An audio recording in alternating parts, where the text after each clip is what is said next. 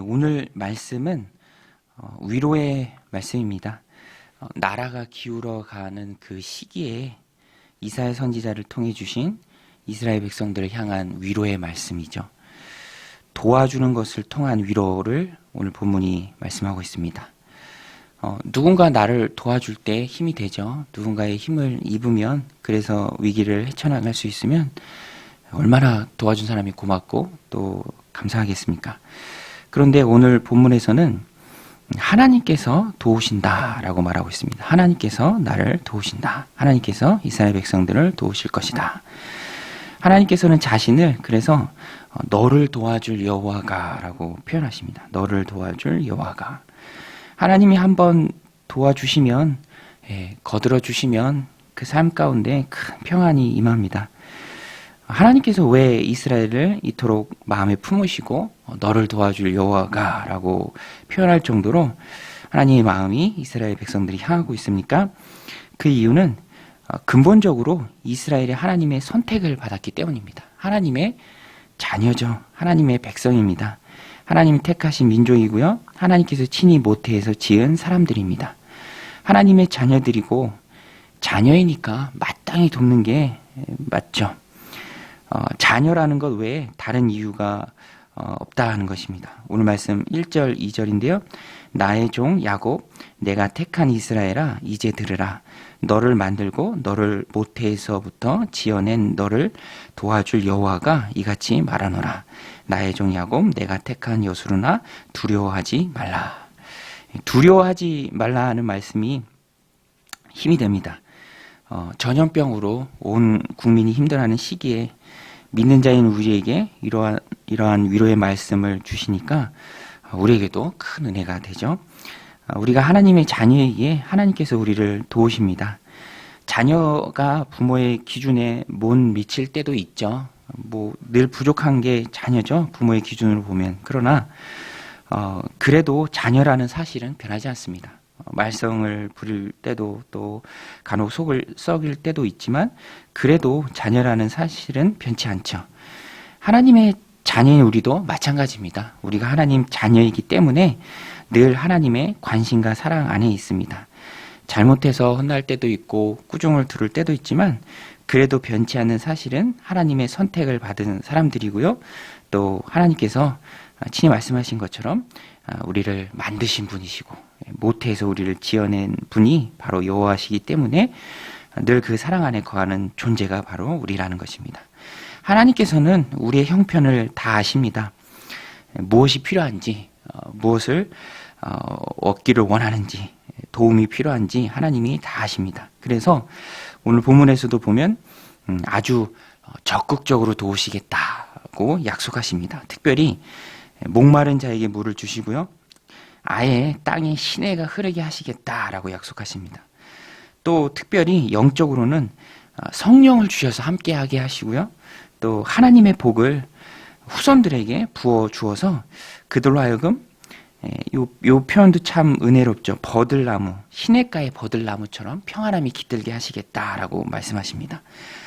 약속의 말씀 3절, 4절이죠. 나는 목마른 자에게 물을 주며 마른 땅에 시내가 흐르게 하며 나의 영을 내 자손에게 나의 복을 내 후손에게 부어주리니 그들이 풀 가운데서 솟아나기를 시냇가의 버들같이 할 것이라.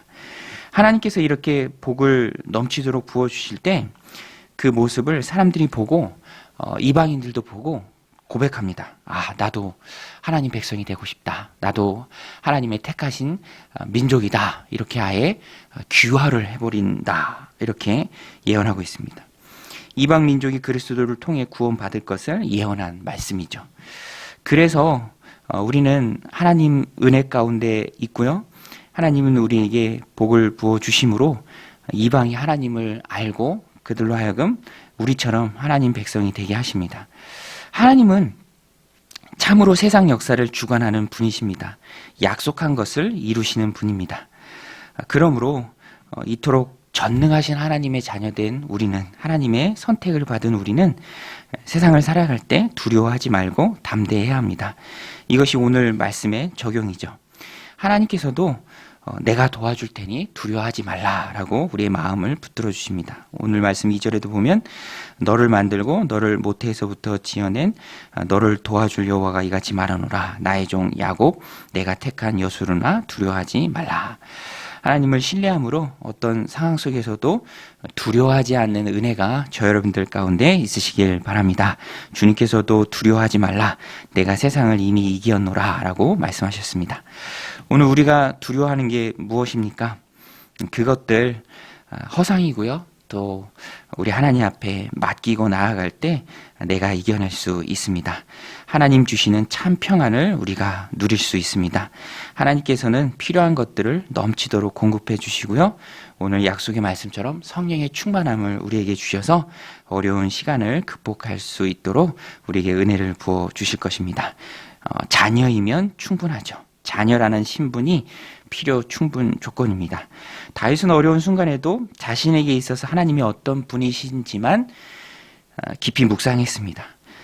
주어진 환경이나 놓여져 있는 상황은 어렵지만 조건은 너무 보잘것없었지만 그것들을 집중한 것이 아니라 아버지 하나님, 도우신 하나님, 전능하신 하나님만 깊이 묵상했죠. 문제를 바라본 것이 아니라 문제보다 더 크신 하나님을 바라봤습니다. 그랬더니 하나님이 자신에게 얼마나 큰 도움이 되시는지를 믿음으로 고백했죠. 시편 18편 1절로 3절인데요. 나의 힘이 되신 여호와여 내가 주를 사랑하나이다. 여호와는 나의 반석이시요 나의 요새시요 나를 건지시는 이시요 나의 하나님이시요 내가 그 안에 피할 바위시요 나의 방패시요 나의 구원의 뿌리시요 나의 산성이시로다. 내가 찬송받으실 여호와께 아뢰니니 내 원수들에게서 구원을 얻으리로다.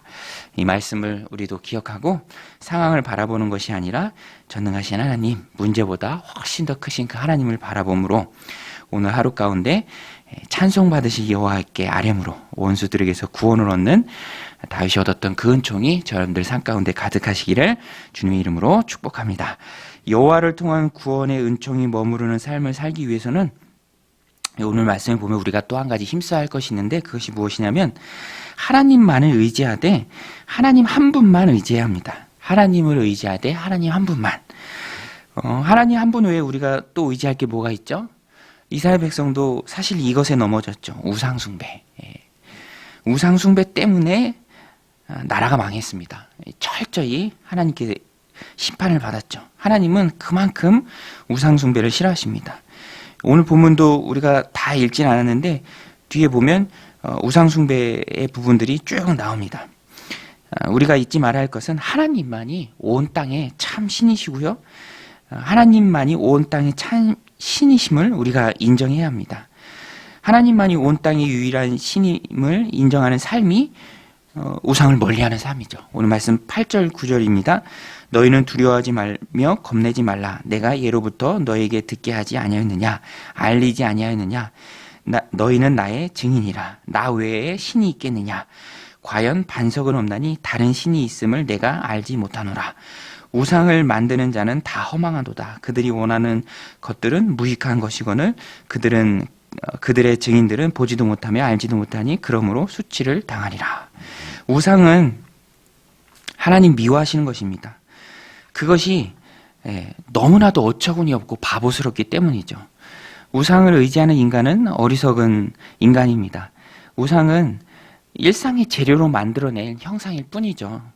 거기에 신적 의미를 부여해서 숭배하는 것은 너무너무 어리석은 것입니다. 무엇이든지 지음을 받은 것은 그것을 지은 자보다 우월할 수 없습니다. 그러니까 인간이 만든 우상은 결코 숭배의 대상이 될 수 없죠. 그래서 우상은 그 자체로 무가치한 것이고요. 허망할 뿐입니다. 특별히 우상 숭배는 하나님께서 너무나 미워하십니다. 9절부터 20절까지 쭉 우상 숭배의 어리석음과 미련함 그리고 그로 인한 치명적인 결과를 잘 말해주고 있습니다. 그런데 이 내용을 보면 하나님께서 차근차근 잘 타이르듯이 말씀하고 계시다라는 느낌을 받아요. 우상숭배 때문에 그동안 큰 어려움을 겪었고 또 나라가 망하기도 하고 그래도 하나님께서 그들을 잘 타이르시닙니다. 조근조근 말씀하십니다. 설득하시는 것이죠. 제발 그 어리석은 우상에 빠지지 말고 온 땅에 유일하신 참신이신 하나님만 경배하라는 하나님의 깊은 호소입니다. 하나님은 절대로 영광을, 하나님 받으시기에 합당하신 그 영광을 우상과 나눠 가지는 분이 아니죠. 이 말씀을 오늘 우리들 삶 가운데 적용하면 하나님을 우선순위 1번에 모시라는 것입니다. 하나님과 관계 속에서는 절대로 세상과 타협하지 말라는 말씀이죠. 하나님은 언제나 첫 번째이십니다. 목숨을 다하고 뜻을 다하고 내 마음을 다해서 사랑해야 할 분이 바로 하나님이시죠. 하나님이 그렇게 우리를 사랑하셨기 때문에 아들 예수님도 아끼지 않고 우리를 위해 내어주신 그 사랑을 우리에게 주셨기 때문에 우리도 그렇게 하나님을 사랑하는 것이 맞죠. 그래서 우리는 언제든지 삶에서 우상 숭배를 없애야 합니다. 실제 삶에서 나무 토막 같은 우상을 섬기는 이 문명 국가의 사람은 없죠. 그러나 이 땅에 많은 무형의 우상들이 있습니다. 하나님보다 더 사랑하면 그것이 우상이죠. 돈, 명예, 자녀, 취미생활 등등 오늘날에도 헛된 우상들이 많이 있습니다.